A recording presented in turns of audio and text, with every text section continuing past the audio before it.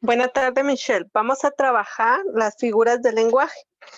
Este documento es algo extenso, pero solamente de una vez aclaro, ¿verdad? Vamos a trabajar solo donde aparece el numeral 1, donde comienza el 2, hasta ahí nos vamos a quedar para la próxima semana y así es como lo vamos a trabajar, por favor. Tenemos en primera instancia, entonces, dentro de estas figuras del lenguaje hay vicios y hay algunas otras, ¿verdad? Representativas.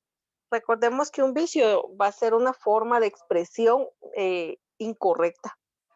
Al momento en que nosotros nos expresamos de forma oral o de forma verbal al platicar con alguna persona, dar instrucciones, trabajar. Por ejemplo, ustedes han escuchado que yo tengo una muletilla mucho que siempre cuando hago una pausa me quedo eh, o a veces les digo, sin embargo, por todo no saber, ya sea de modo conjugado de verbos, ¿verdad? Y ya les dije una muletilla. A eso se refiere estos vicios que algún momento se pueden desarrollar. Acá entonces tenemos, dice, ya sea de modo de conjugación de los verbos o bien porque no se nos corrigen las faltas de forma que se habla coloquial. Por ejemplo, también algunas de las faltas que nosotros cometemos gramaticales, cuando dice siéntense y le colocamos una N al final de la palabra y solamente siéntese, ¿verdad? O siéntense, pero no con N al final. Y muchas personas pues hablan de esa forma. Entonces esos también son otros vicios que tenemos de lo que es el lenguaje. El contenido de la expresión dice por el aumento de disminución de letras. Les decía, cuando decimos siéntense, ¿verdad? O cuando le quitamos alguna letra o la cambiamos. En otros países hemos escuchado, por ejemplo, en los venezolanos, que ellos no dicen la palabra aceptar con P, sino ellos dicen aceptar con C. Y eso también es parte de un vicio. Dentro de estas figuras vamos a encontrar que el léxico en la forma en que se va a hablar viene a desarrollar estas imperfecciones o estos vicios. Por ejemplo, nosotros tenemos en relación a eso muchas expresiones. Para decir rápido decimos apúrese, apúrese, apúrese, apúrese. Y realmente tendría que ser, o sea, tener rapidez. A veces dice la persona, hágalo rápido, por favor, y si no, sería lo contrario, la lentitud. Entonces dice, ay, es que tan cholludo que es, o sea, eso no existe, esa palabra no existe. Si yo digo güiro, si yo digo patojo, esos términos en un diccionario de la Real Academia establecido mundial no existen esos términos. Sobre ello, entonces encontramos que las figuras del lenguaje está el hiperbatón, el elipsis, el pleonasmo y la silepsis. Vicios como tal tenemos los solecismos, anfibiologías, monotonía, cacofonía, redundancias, barbarismos y vulgarismos. Dentro de estos barbarismos casi son los que más manejamos nosotros y la cacofonía. Bueno, para dar inicio entonces vamos a ver las figuras del lenguaje, que son aquellas más representativas que en su momento nosotros pudiéramos observar.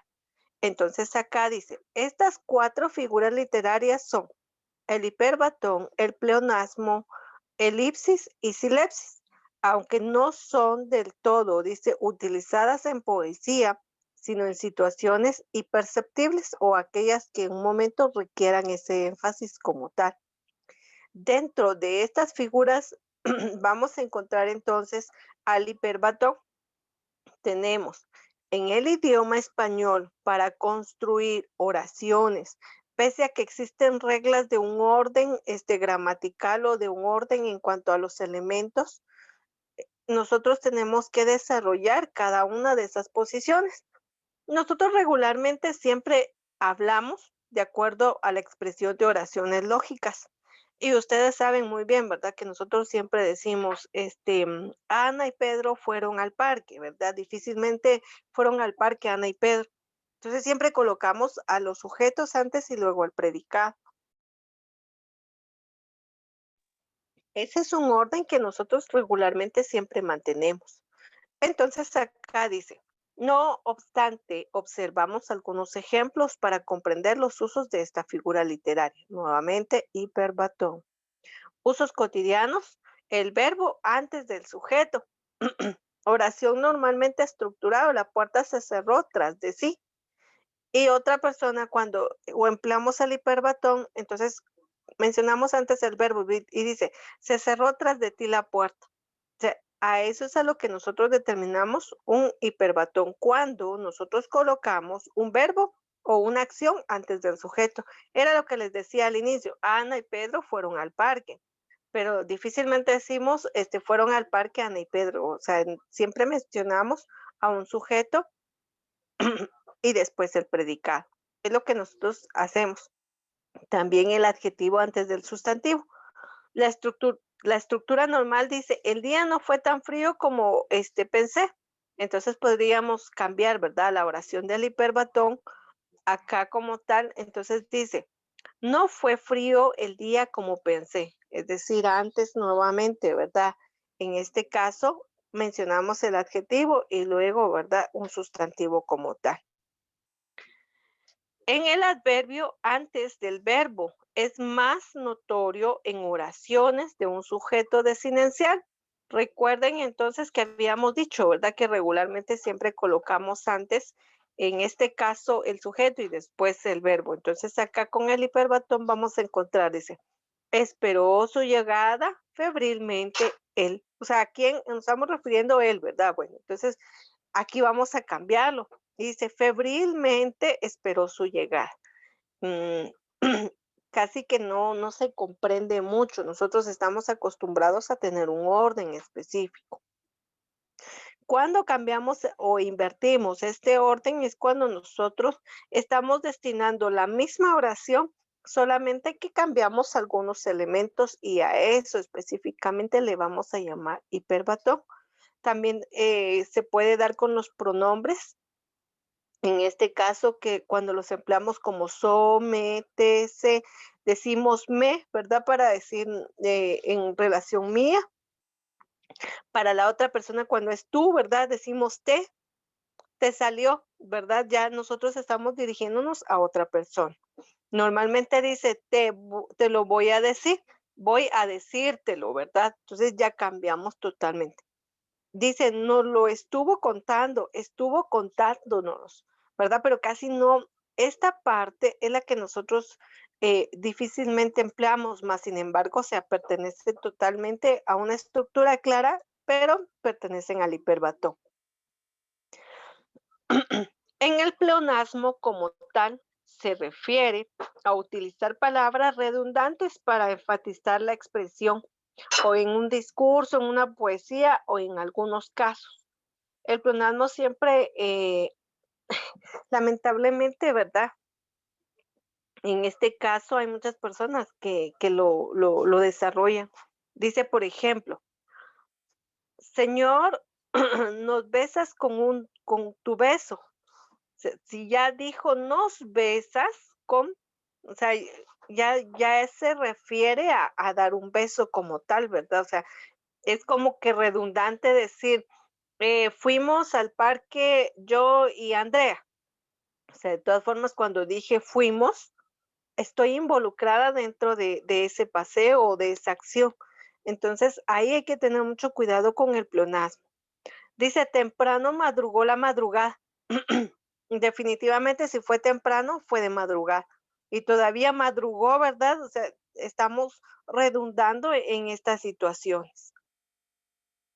Que lejos siempre de ti mismo. En este caso, nuevamente, si estoy diciendo que lejos siempre de ti, o sea, ya ahí ya dije de quién. Mismo, o sea, es cuando nosotros podríamos decir yo, o sea, a mí mismo, ¿verdad? Definitivamente se emplea este pleonasmo como tal. Dice, se presentan en el lenguaje común como una forma de resaltar o descartar el significado. Acceso de entrada. Cuando nosotros decimos acceso, definitivamente, y es cuando estamos introduciendo algo. Puede ser mi persona, puede ser algo, un objeto dentro de otro, puede que nosotros mismos estemos ahí nuevamente, ¿verdad? Nosotros mismos, otra vez, estemos ingresando a algún lugar. Actualmente en vigor, bajar abajo. Dices, ahoríllese a la orilla. O sea, ya cuando dije ahoríllese es que va usted a utilizar, ¿verdad? Bajemos, bajemos allá abajo, subamos la subida. O sea, si vamos a ascender es porque vamos a subir. Entonces, todo eso, muchas personas lo vamos a utilizar. Sálganse afuera. O sea, no se va a salir para adentro, ¿verdad? Entren adentro, o sea, no se va a entrar afuera. Entonces, hay cuestiones muy lógicas, pero más sin embargo que muchas personas definitivamente en algún momento se nos pasa un pleonasmo.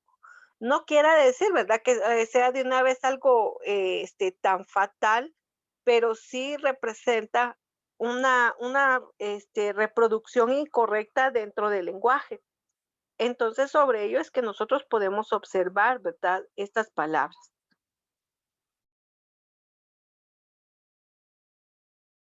La hemorragia, por ejemplo, acá definitivamente va a ser a un sangrado específicamente, ¿verdad? O sea, no hay una hemorragia de agua, o sea, no existe. Entonces, cuando hablamos una hemorragia, se refiere directamente de sangre. De estos vamos a encontrar muchos y es a lo que nosotros vamos a tener cuidado.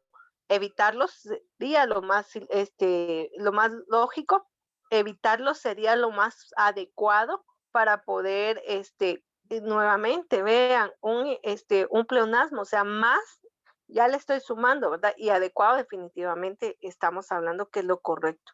Entonces, como que estuviera diciendo más mejor, ¿verdad? O sea, definitivamente no puede ser. Entonces, mejor es definitivamente mejorar hasta ahí. Y entonces lo adecuado sería que nosotros lo evitáramos en las conversaciones, en los escritos, en una conversación, no importa de qué se trate, pero más sin embargo, tratar de evitar los pleonasmos como tal o en su momento el hiperbatón, aunque vuelvo a repetir, regularmente el hiperbatón son muy pocas las personas que lo van a desarrollar, salvo el caso cuando alguno, por ejemplo, sea realmente que hable el idioma español, nativo, ¿verdad? Cuando dice: "Os he comprado un obsequio". Ah, ya sé entonces, ¿verdad? Tan fácil, les compré un obsequio. Es simple, es muy sencillo. Entonces, a eso se refiere el hiperbatón y a eso se refiere el pleonasmo, a la redundancia de palabras.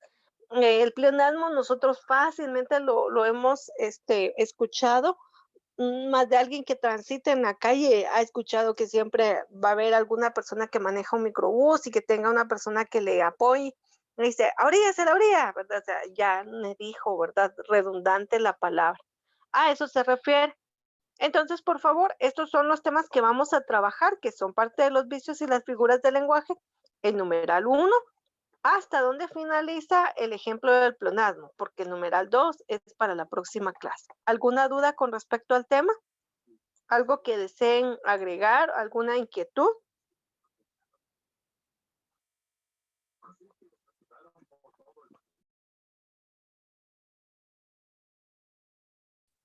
No, señorita. Muchas gracias por responder. Bueno, entonces por favor vamos a trabajar lo que nos corresponde. En este caso sería, vuelvo a aclarar,